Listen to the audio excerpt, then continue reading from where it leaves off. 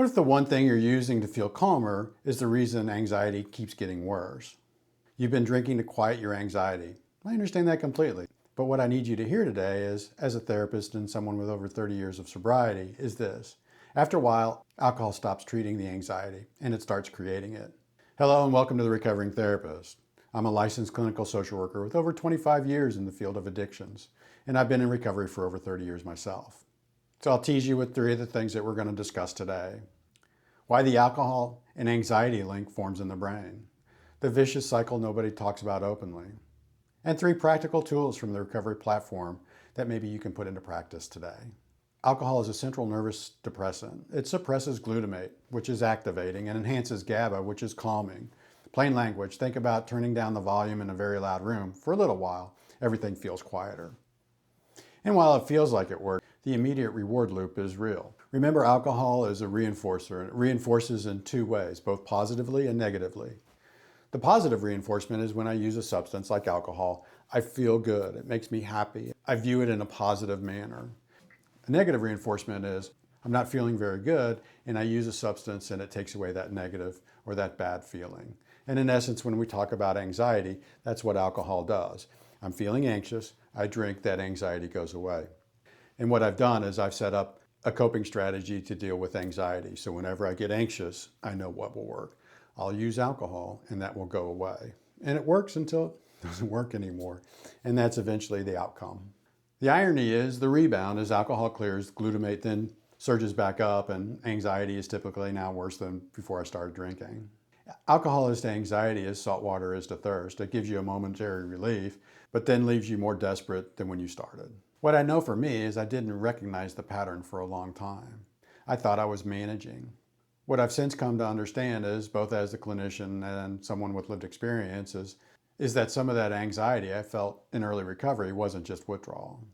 It was the anxiety I'd been drinking through for years. I'd never learned to sit with it. Learning to sit with feelings is one of those recovery rites of passage. For so long, I feared feelings and drank to avoid them.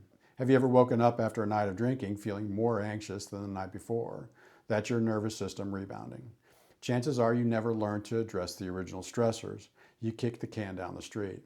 And now you're hungover and you are less able to control your anxiety, and it's often increased. Remember, alcohol works until, again, it stops working. I'll remind you that feelings are not facts, but when alcohol's involved, they can feel very, very loud. Now let's get a little inside baseball and talk about dual diagnosis. What I've seen in my practice is, for many people, this isn't just about stress relief, this is about an underlying mood disorder, anxiety, depression, sometimes both. And that's where the drinking started. In clinical terms, we call it self-medication. A lot of times when we've got anxiety and alcohol, or depression and alcohol, or anxiety, depression and alcohol, it's just like a big bowl of spaghetti. I don't know where it starts, I don't know where it ends, it's all just kind of mixed up. I don't know what was put in the bowl first, I don't know what was put in last. I'm using alcohol to help me medicate, and I'm using alcohol to address those other symptoms. The brain changed reality. Even after treating a mood disorder, the drinking behavior develops its own momentum. One of the tools I've used with clients is called OHALT, and it stands for overwhelmed, hungry, angry, lonely, tired. Anxiety often masquerades as being overwhelmed. Learning to name it accurately is the first step. This isn't about willpower. This is about neuroscience. Before I get into what you can actually do with this, I want to share something that I was told early in recovery. You don't have to see the whole staircase. You just have to take that next step. If this is speaking to you, hit the subscribe.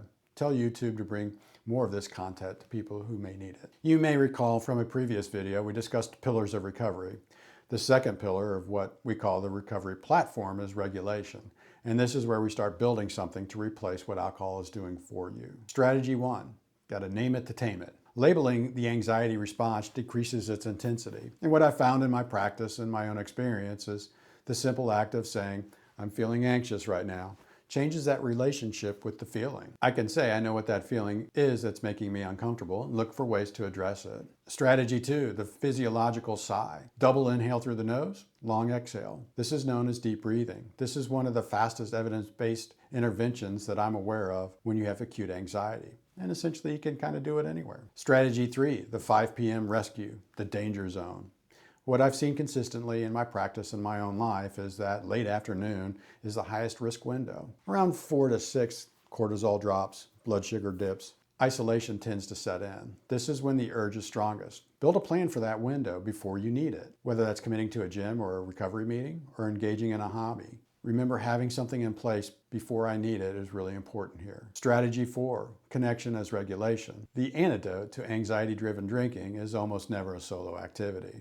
Yeah, pick up the phone, send a text. The nervous system regulates in relationships. Here's what I hope you can take away from today. Over time, I've watched people have this realization. They weren't drinking because of their anxiety. They were anxious because of their drinking. And the longer it goes on, the harder it becomes to tell the difference. The flip from I drink because I'm anxious to I'm anxious because I drink. Remember that alcohol and anxiety are feeding each other, keeping you in perpetual crisis. I will add, it doesn't matter which came first at this point. Both need to be addressed. It's hard to address my alcohol use if I'm anxious, and it's hard to address my anxiety if I'm drinking. But there is hope. Neuroplasticity. Anxiety genuinely improves with sustained sobriety. Timeline is weeks to months, unfortunately, not days. It's not like a light switch that we're just going to be able to flip. Remember the pause. PAWS, connection. The first 30 days are real. What I've seen in anxiety often peaks around days 3 through 7, then begins to slow down. Unfortunately, it's nonlinear. Some days feel like setbacks, but they're not. Recovery doesn't fix everything overnight, but over time, it fixes the things you don't even know need fixing. If you're someone who's been using alcohol to manage anxiety, or you're newly sober and wondering why I feel so on edge, I want you to know this. This is one of the most common and can be one of the least discussed realities in early recovery. You're not broken. Your brain is just healing. The anxiety you feel today is not who you are. It's where you are, and where you are today is not where you're going to stay. Remember, you don't have to feel better today to be getting better. If this helped you, please like the video. It tells me to keep making content like this. Subscribe if you'd like. Drop a comment below. Has this been your experience? Tell me where you are in your recovery. Thanks for hanging out with me today, and y'all be safe.